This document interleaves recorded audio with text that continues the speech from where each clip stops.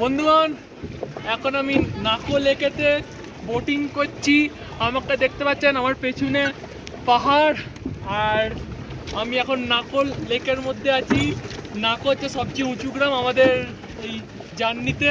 দেখুন আমাদের লেক, নাকো লেক, সবুজ সবুজ লেক। এই দেখুন আমাদের নাকো লেকে কত বাড়ি আছে, লেকের সামনে কত বাড়ি, অদ্ভুত অদ্ভুত ভিউ। আর আমি এখানে সাইক্লিং করছি, মানে সরি বোটিং।